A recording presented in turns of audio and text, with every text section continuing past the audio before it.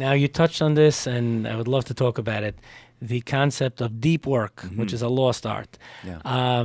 The concept where, I think it was Bill Gates who used to go even 2 weeks a year Yep. off-site.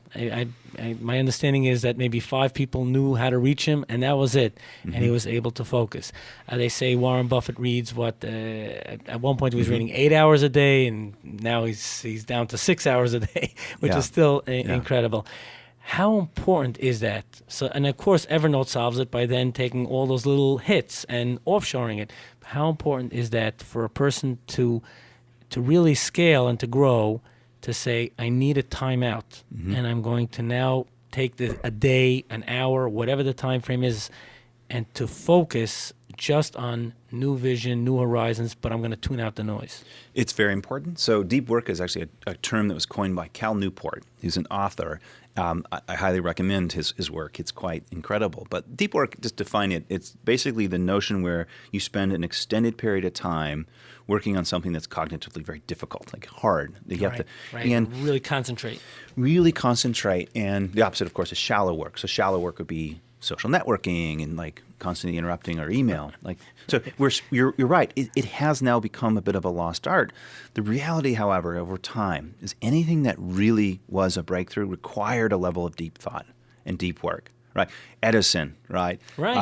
Benjamin Franklin. You mentioned more modern day examples of Bill Gates and going away in the woods. What they're doing is allowing their minds to associate and really connect the dots on really complicated problems.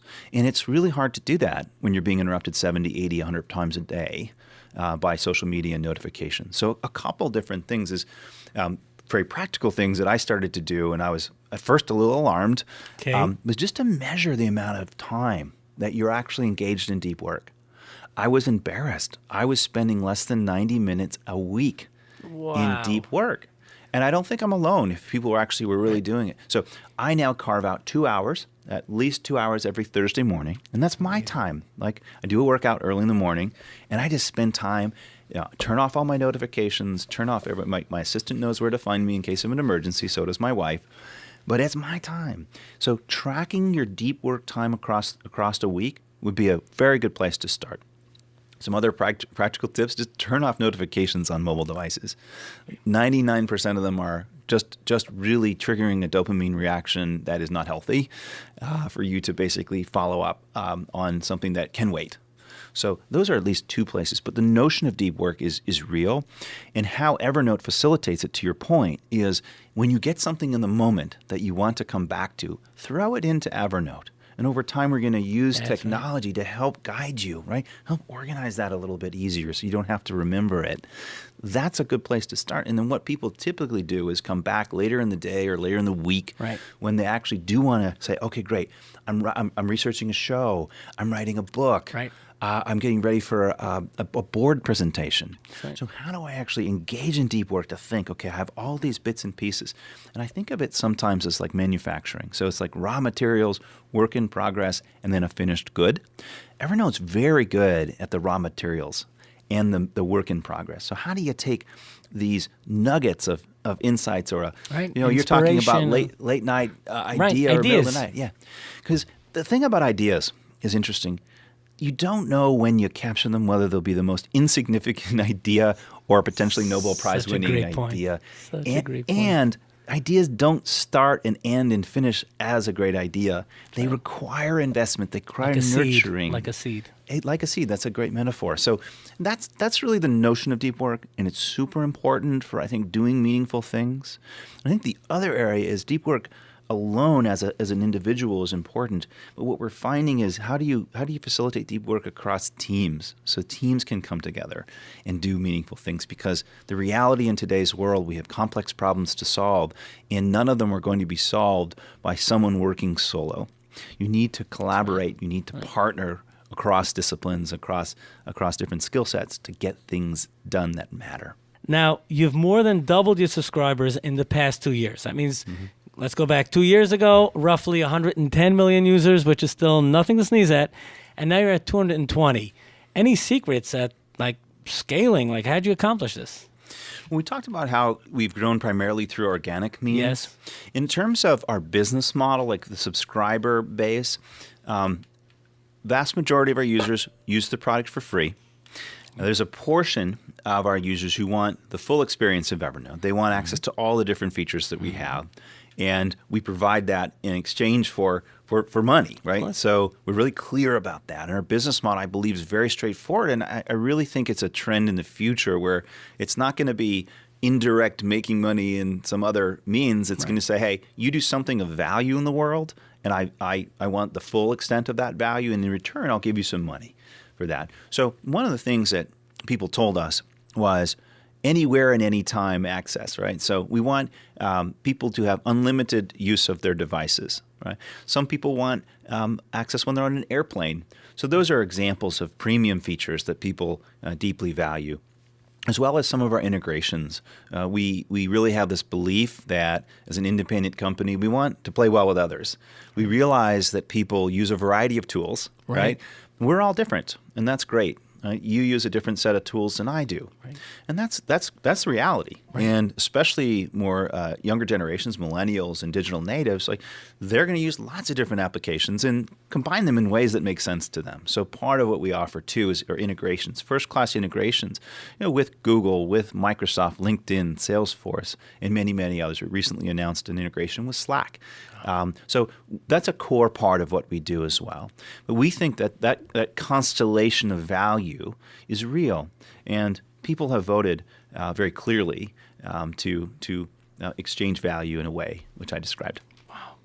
Now, since you've become the CEO of Evernote, a lot has happened, including the fact that it's been documented you recruited a new leadership team.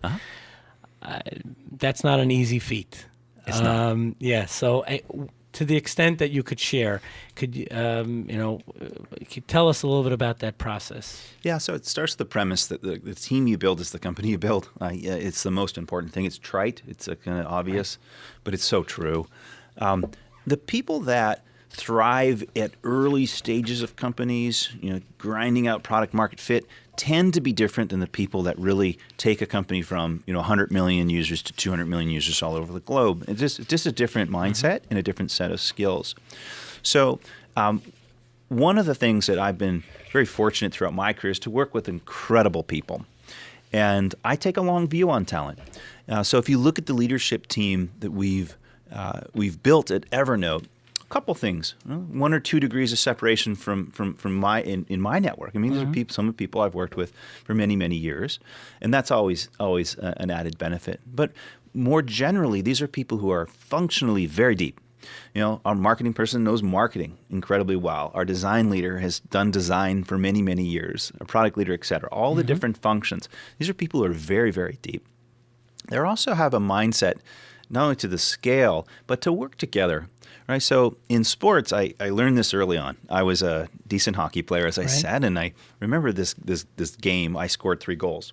Okay, but we lost. We lost the game. It was 6-4, and I was all proud. I was like, I scored 3 goals. All right, great. And my dad pulled me aside and he said, "Son, what are you so happy about?" And I said, "I scored 3 goals." He said, "Did you see the score on the board?" And he said, "Don't forget this. You play for the front of the jersey, not the back." And that lesson stuck with me throughout life. And that's a mindset that the team brings, right? We have this principle called first team. Our first team is a leadership team. And we take our functional hats off and we do things together. We make decisions for the best of the company. And then we start to think about the function. Then we start to think about the other second and third order effects. Those are the characteristics of the leadership team. I'd add another part too. If you look at some of the experiences, right? Not only have they seen world class, but they've got something to prove. They have a fire in their belly that says, "Hey, I want a shot here. I might have been second in command at my old company, and now I'm at the table, and I want to make an impact. And I believe in this product. We all use the product as you'd expect, and we believe in this mission deeply. So I'm really proud of the team, and that if I literally had to say what's the thing I'm most proud of over the last couple of years, it is that. As we wrap up this amazing interview, and Chris, I mean, this is very special. Thank you. Any final thoughts in the last 60 seconds that you'd like to share with the listeners of Mind Your Business? Yeah. Those who have had Evernote in another, I'd encourage them to come back. We've been investing, relentlessly focused on the product quality, so it's never been higher quality. And then what you can expect in 2018 is to take a product that you know and love for an individual user, and we're really focused on how we can make it more powerful when you're using it with other people. So that's something we're quite excited about, and you'll hear more from us throughout the course of 2018.